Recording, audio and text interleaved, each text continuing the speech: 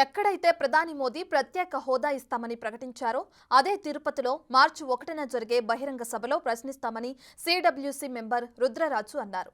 రుద్రరాజుతో మా ప్రతినిధి Damodar face to face.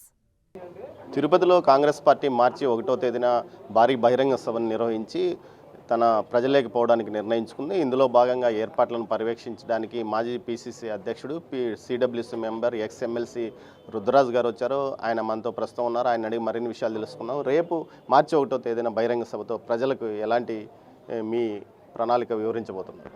ఏదైతే బహిరంగ సభ నిర్వహించి నరేంద్ర మోడీ గారు ఆనాడు ప్రధానమంత్రి అభ్యర్థిగా ఇక్కడికి వచ్చి ఈ రాష్ట్ర ప్రజలకు ప్రత్యేక తరగతి హోదా నేను ఇస్తానని చెప్పి ఇవ్వకుండా మోసం చేశారు. అదే స్థలంలో అదే బహిరంగ సభ నిర్వహించి కాంగ్రెస్ పార్టీగా ఈ రాష్ట్రానికి ప్రత్యేక తరగతి హోదాని మేము ఇస్తామనేటువంటి చెప్పడం కోసమే ఈ బహిరంగ సభను ఇక్కడ ఏర్పాటు చేయడం జరిగింది. సో డెఫినెట్గా కాంగ్రెస్ పార్టీ 2014లో విభజన జరిగిన తర్వాత తీసుకున్నటువంటి ప్రధానమైనటువంటి నిర్ణయం ప్రత్యేక తరగతి హోదా. On the floor of the హౌస్లో మన్మోహన్ సింగ్ గారు రాజ్యసభలో చెప్పారు. ప్రధానమంత్రి ఒక మాట చెప్పిన తర్వాత గవర్నమెంట్ అనేది కంటిన్యూస్ ప్రాసెస్, దాన్ని ఇంప్లిమెంట్ చేయాలి. అప్పుడున్నటువంటి భారతీయ జనతా పార్టీ 5 సంవత్సరాలు కాదు 10 సంవత్సరాలు కావాలని పెద్దలు వెంకయ్యనాయుడు గారు కానీ, జైట్లీ గారు కానీ, సుష్మా స్వరాజ్ గారు కానీ వీళ్ళందరూ చెప్పారు. చంద్రబాబు నాయుడు గారు ఒక అడుగు ముందుకేసి 15 సంవత్సరాలు ఉండాలని చెప్పారు. వీళ్ళందరూ ఒకే వేదిక మీద ఉండి ఆనాడు ఇంక్లూడింగ్ పవన్ కళ్యాణ్ ఈ రాష్ట్రానికి ప్రత్యేక తరగతి హోదా ఇస్తుందని భారతీయ జనతా పార్టీ కూడా ఎన్నికల ప్రణాళికలో మేనిఫెస్టోలో స్పష్టంగా ప్రకటించింది. 10 సంవత్సరాలు అయినా కూడా ఈ రాష్ట్రానికి ఏమీ ఇవ్వలేదు. కాబట్టి మళ్ళీ ఒకసారి ఈ రాష్ట్ర ప్రజలకు గుర్తు చేయాలి. భారతీయ జనతా పార్టీ చేసినటువంటి దగా మోసం అనేటువంటిది. దానికోసమే మేము 1వ తేదీ నాడు భారీ బహిరంగ సభను ఇక్కడ నిర్వహించదలుచుకున్నాం. సాయంత్రం 4 గంటలకు అదే ప్రాంగణంలో నిర్వహిస్తాం. సో తప్పనిసరిగా న్యాయం కోసం కాంగ్రెస్ పార్టీ పోరాడుతుంది. కాబట్టి న్యాయ సాధన సభ అనేటువంటి పేరుతోటి ఈ కార్యక్రమాన్ని నేను నిర్వహిస్తున్నాం. ఈ సభకు ఎవరెవరు హాజరవుతున్నారు? మన సచిన్ పైలట్ గారు, general secretary all India Congress committee, ఆయన పూర్వం రాజస్థాన్ ఉప ముఖ్యమంత్రిగా పీసీసీ ప్రెసిడెంట్గా పనిచేసేవారు వచ్చారు.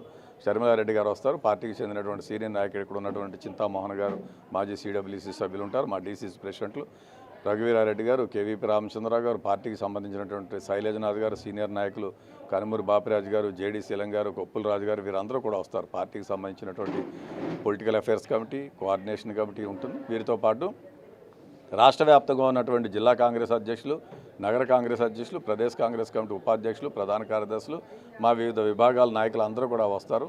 దీని తర్వాత ఇంకోటి గుంటూరులో పెద్ద భారీ బహిరంగ సభ నిర్వహిస్తున్నాం. దాని తర్వాత ఒకటి విశాఖపట్నంలో ఒకటి నిర్వహించదలిచిన పార్టీ, దాని తర్వాత పోలవరంలో ఒకటి. ఈ విధంగా ఒక 4-5 ఈ ఎన్నికల కోడ్ వచ్చే లోపలనే బ్రహ్మాండమైనటువంటి భారీ బహిరంగ సభలు నిర్వహించాలని పార్టీ భావిస్తుంది. ఇంకోటి, మోడీ గారు మొన్నటి వరకు రాముడు, రామ జన్మభూమి పూర్తయింది. ఇప్పుడు కృష్ణుడు అంటూ కృష్ణుడు పేరుతో తిరుగుతున్నాడు. దీనిపైన మీ కామెంట్? ఎవరికైనా రిలీజియన్ అనేటువంటిది వ్యక్తిగతమైనటువంటి ఏ మతాన్ని మనం గౌరవించవలసిన అవసరం ఉంటుంది. అది ఇట్స్ ఏ బిలీఫ్. రిలీజియన్ అనేటువంటిది వారి వ్యక్తిగతం, వారి పర్సనల్ విషయంగా ఉంటుంది.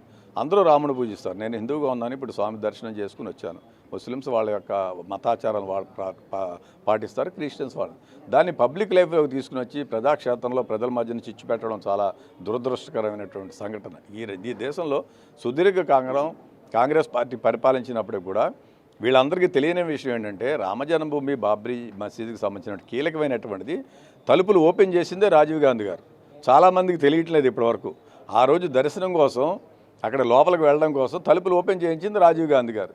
సో హిందువుల ముస్లింల అనేటువంటిది కాదు, సర్వమానవ సమానత్వం ఈ దేశంలో మా ప్రవక్త గారు చెప్పినా, లేకపోతే భగవద్గీతలో చెప్పినా, మన ఖురాన్లో చెప్పినా ఏదైనా మంచిగా చెప్పారు. అటువంటి దాన్ని కావాలని ఒక కథా వస్తువు చేసి ఇతను ప్రజల్ని సెంటిమెంటల్గా, ఎమోషనల్గా వాడుకుంటున్నాడు. రాముడు అంటే ఆదర్శరాజు. ఏం ఆదర్శం ఉంది? ఎమ్మెల్యేలను కొనడం నేను హిమాచల్ ప్రదేశ్లో చూశారు. మా ముఖ్యమంత్రి ఉండి, మా ప్రభుత్వం ఉండి, మా ఎమ్మెల్యేలు ఉంటే వాళ్ళందరి దగ్గర వాళ్ళ ఎంపీలు గెలిచేటువంటి పరిస్థితి. Purely illegal activity. Chandigarh mayor విషయం చూసాం. Supreme court of India stretches pass చేసి తీసేయండి అని చెప్పింది. సిగ్గుండాలి సమాజంలో.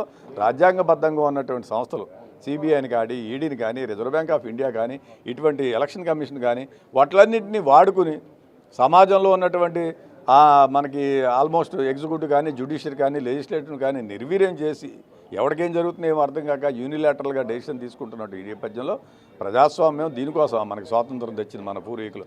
ఇది చాలా దురదృష్టం. మీకు ఇప్పటివరకు ఎన్ని దరఖాస్తులు వచ్చాయి అభ్యర్థులు పోటీ చేయడానికి? 1130 1140 దరఖాస్తులు వచ్చాయి ఏ రోజుకి ఆ రోజు. ఇంకా రేపు 29 సాయంత్రం వరకు కూడా సమయం ఉంది. ఈ రోజు నుంచి మా అధ్యక్షులు వారు ముఖాముఖి మాట్లాడుతున్నారు. రాష్ట్ర వ్యాప్తంగా ఉన్నటువంటి జిల్లా ప్రతి నియోజకవర్గంలో ఎవరెవరు ఆస్పిరెంట్లు ఉన్నారు వాళ్ళందరూ కమ్యూనికేషన్ ఇచ్చాం. ఈరోజు వారు దగ్గర ఉన్నటువంటి వెస్ట్ గోదావరి, నరసాపురం, ఏలూరు, ఈ చుట్టుపక్కల కృష్ణా జిల్లా, విజయవాడ, గుంటూరు దాకా ఉన్నటువంటి అభ్యర్థులతో మాట్లాడతారు.